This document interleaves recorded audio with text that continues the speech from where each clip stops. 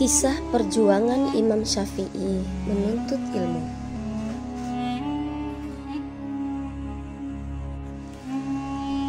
Pada suatu ketika, Imam Syafi'i ketika berguru di kota Mekah, beliau disuruh oleh gurunya untuk melanjutkan menuntut ilmu ke negeri yang lain.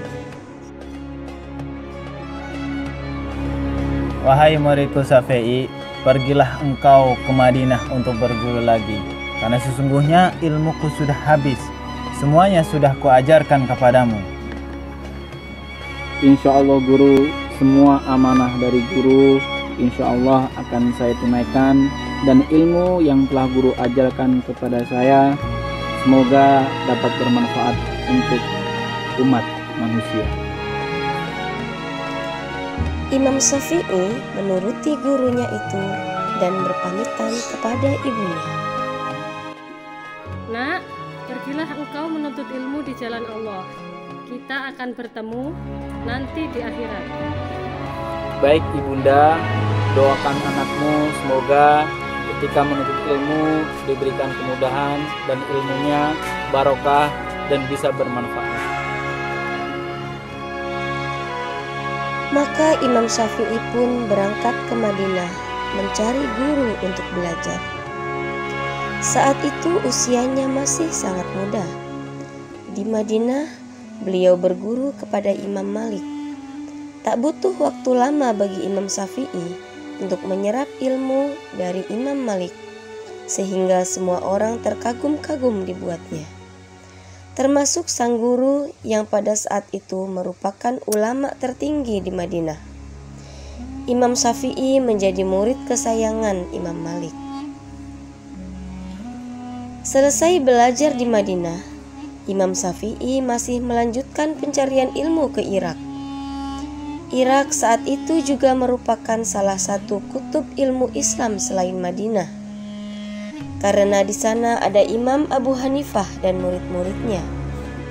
Jadi, pada saat itu terdapat dua kutub ilmu Islam, yaitu di Madinah, yang mana Imam Malik sebagai gurunya, dan di Irak, di mana Imam Abu Hanifah sebagai mahagurunya.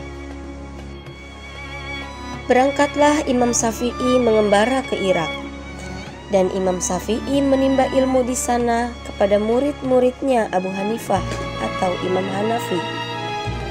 Meski sudah banyak menyerap ilmu di Irak, Imam Syafi'i belum ingin pulang karena belum ada panggilan dari ibunya. Di Irak, Imam Syafi'i berkembang menjadi murid yang terkenal sangat pintar dan tercerdas, sehingga dalam waktu singkat ia sudah diminta untuk mengajar. 1 murid, 2 murid, 3 murid, sampai ribuan murid berbondong-bondong datang untuk berguru padanya, hingga ia pun menjadi ulama besar yang terkenal ke seluruh penjuru Irak hingga Hijaz. Pada suatu ketika, ibunda Imam Syafi'i mendengarkan ceramah seorang ulama besar dari Irak yang dalam ceramahnya sering menyebut nama Muhammad bin Idris Asy-Syafi'i. Mendengar nama anaknya sering disebut, ibunda Imam Syafi'i bertanya kepada ulama tersebut. Wahai Syekh, maaf, saya ingin bertanya. Silakan Ibu. Siapakah itu Muhammad bin Idris Asy-Syafi'i? Muhammad Idris Asy-Syafi'i adalah guru saya yang ada di Irak. Dia adalah ulama yang sangat terkenal. Dia adalah guru saya. Ketahuilah wahai Syekh, sesungguhnya Muhammad bin Idris Asy-Syafi'i adalah anakku. Tolong sampaikanlah kepada anakku, jika ia ingin pulang ke Mekah sekarang, dia boleh pulang. Setelah ulama besar itu sampai di Irak, maka pesan tersebut disampaikan kepada Imam Syafi'i. Wahai Imam, ibumu telah berpesan jika Imam ingin pulang ke Mekah, sekarang telah diperbolehkan. Alhamdulillah. Baik muridku, kabar baik ini insya Allah akan saya sambut dengan gembira, dan saya akan menunaikan amanah yang sebagaimana Umi ana sampaikan kepada antum. Insya Allah saya akan segera pulang ke rumah untuk menemui ibu saya. Maka Imam Syafi'i pun bergegas ingin pulang karena sudah sangat rindu kepada ibunda tercintanya. Masyarakat Irak sangat mencintai Imam Syafi'i dan begitu berat melepas sang imam untuk pulang. Namun meskipun demikian, mereka akhirnya merelakannya dan banyak sekali yang memberikan bekal kepulangannya, di mana beliau mendapatkan ratusan unta, yang masing-masing unta terdapat isi bekal dan kekayaan di punggungnya. Imam Syafi'i terkejut melihat begitu banyaknya bekal yang diberikan kepadanya. Hampir semua orang Irak memberi bekal.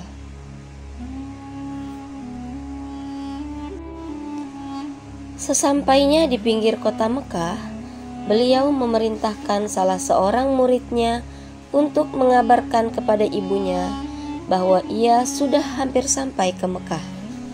Lalu muridnya pun mendatangi rumah ibunda Imam Syafi'i. Wahai muridku, sampaikan kepada ibuku bahwasannya saya sudah berada di perbatasan kota Mekah. Insya Allah, Syekh.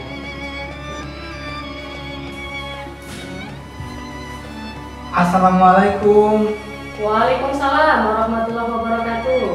Kamu siapa? Saya murid dari Imam Syafi'i. Ada apa engkau datang ke sini? Imam Syafi'i sudah berada di pinggiran kota Mekah dan sebentar lagi akan sampai ke sini, wahai ibu. Apa saja yang dibawa Syafi'i? Imam Syafi'i membawa unta dan harta. Aku menyuruhnya berkelana, bukan untuk mencari dunia. Katakan pada Syafi'i bahwa dia tidak boleh pulang ke rumah. Baik ibu, insya Allah akan saya sampaikan.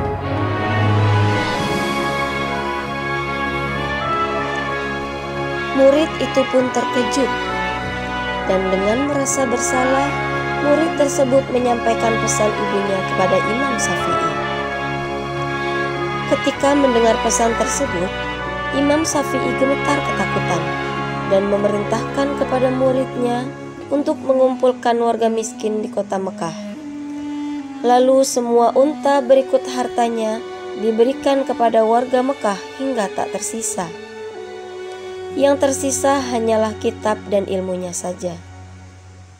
Setelah itu, Imam Syafi'i memerintahkan kepada muridnya untuk mengabarkan hal tersebut kepada ibunya.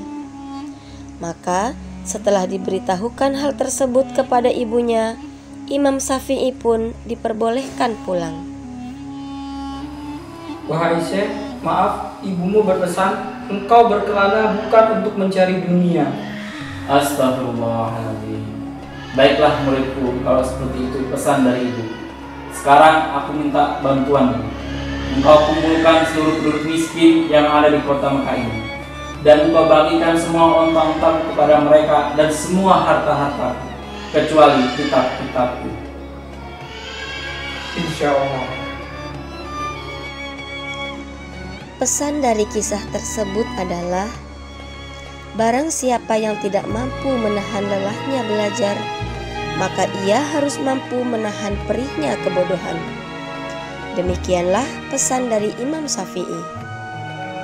Maka dari itu solih-solihah, teruslah bersemangat dalam menuntut ilmu, meskipun banyak halangan dan rintangan yang menghadang.